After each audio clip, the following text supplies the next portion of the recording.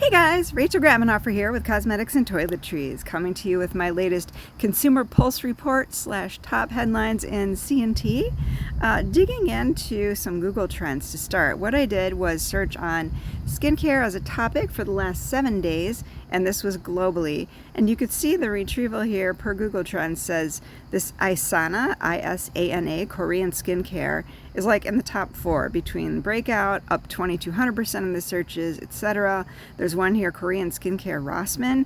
I'll get into that in just a second. But so I had to dig a little bit to see what this is about. The Isana skincare, let me see if I can get into it. There's this TikTok video I found about it. Could probably find it if you do a quick search on TikTok, if you're on TikTok. Also this Rossmann website, it seems to be the retailer that sells it. A lot of the retrievals I was finding in my searches were in German, so I think it's interesting because it might be like a Korean brand that's trending in Germany, or with German consumers, I should say. But so this was kind of one of the ranges that's being highlighted right now on the Rossmann website.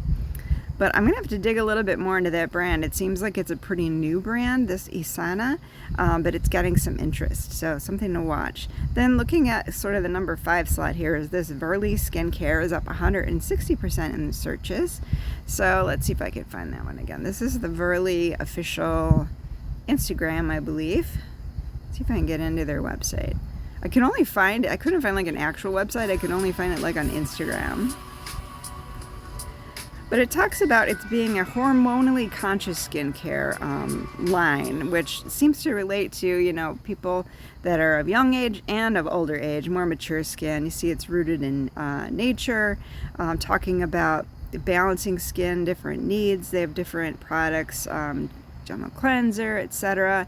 But so this is another brand that seems to be emerging that I want to dig into a little bit more. Let's see if we can get into the cleanser really quick here. Gently cleanser, clean and hormone conscious. This is a term I keep seeing in this particular brand, so it's probably something we're going to see more about, but it does relate to kind of that clean and safe vibe that we've seen for many years. But so maybe it's a new brand emerging in this area. So let me see if I can get back into my searches here.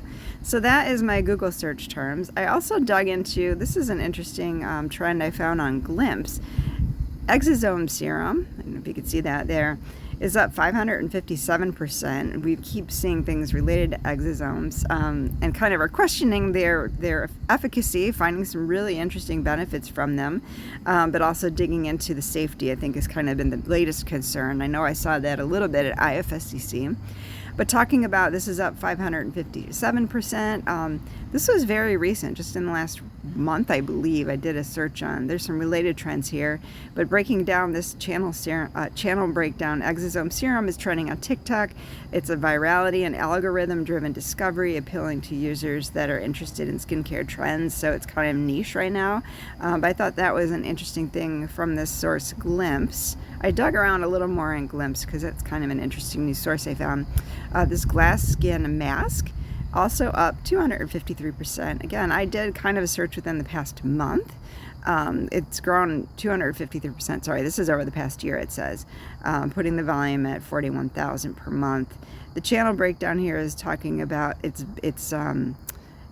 being discussed on Facebook, it seems, where users are engaging in some personal experiences, but YouTube is seeing less of a focus on this because it emphasizes longer, more educational discussions and topics. So another one here is non-toxic skincare. Love this one. I know people are just concerned about it being toxic, but I don't know what product would be out there if it wasn't safe. Anyways, this is up, this kind of search is up to 125% over the past year. Talking about here, it's also talking about a diverse demographic, different discussions on Facebook. YouTube is less popular, so that's kind of an interesting take. This one is different to me too. Not as popular, but shower filter. This one came to the top of my searches because it related to people's concern for their skin health. So putting a filter on your shower ensures that you're keeping, you know, any toxins that might be in the water, I guess, off your skin. But that kind of came in that context when I was doing this search. So that was sort of interesting to me. This is only up 42% over the last year, but it's a growing trend. You could see channel breakdown, some of talking about home improvement and personal care, less attention on YouTube as well. So it's really a lot of Facebook here, it looks like. So that is all for some of the top trends. I actually did this fun little chat GPT, I don't know if you could tell, to see what are the top searches in beauty in the past 7 days. Exosome came up, also beef tallow moisturizer, we've seen little about that, glass skin mask, scar tape, red light therapy, there's that shower filter. So that's kind of where I got these search results. And then for some highlights on cosmetics and toiletries, our October issue is out. Yay, check it out. There's a lot of talk about hair conditioning, repair, mechanism behind frizz, as well as skin radiance. Also, there's an interesting article from authors at New Skin that talk about carotenoids as like a nutricosmetic approach to skin health and radiance, so check that out. And then we've got launches that just came out very recently. Croda has this new DS-hydroceramide 50 and 50S. This is supposed to really improve the delivery of ceramides from wash-off products. So check that out. DSM came out with this Bond Aid with Oxy 229 CB for advanced hair repair. It talks about, let's see, how the peptides have an ability to bind with keratin. They basically are a mimic of natural peptides, and then it's paired with well, you could see the whole inky name here, but the idea is obviously it's another kind of bonding agent that's supposed to be kind of a step up from what we've seen in the past. Also, Active Concepts has this AC Curezyme. It's sort of this post-quat era for hair care is the way that they're positioning. It's kind of supposed to bridge the gap between classical conditioning and advanced bonding. So another one related to hair bonding. I thought it was interesting and worth pulling that one up. And then this is sort of an interesting research report that I dug into. Is Terostil being the new resveratrol? And we've seen this. It's not a brand new ingredient, if you will, but I've seen it, I think, more in a nutricosmetic context, talking about how it's a stabler form of the resveratrol being like the parent molecule. So pterostilbene is something that's being investigated topically for skin benefits. There's a new study that just came out here. It is the Journal of Dermatologic Science and Science and Cosmetic Technology. They actually tested a topical emulsion and found improvements in skin elasticity, skin elasticity, firmness, and wrinkle reduction.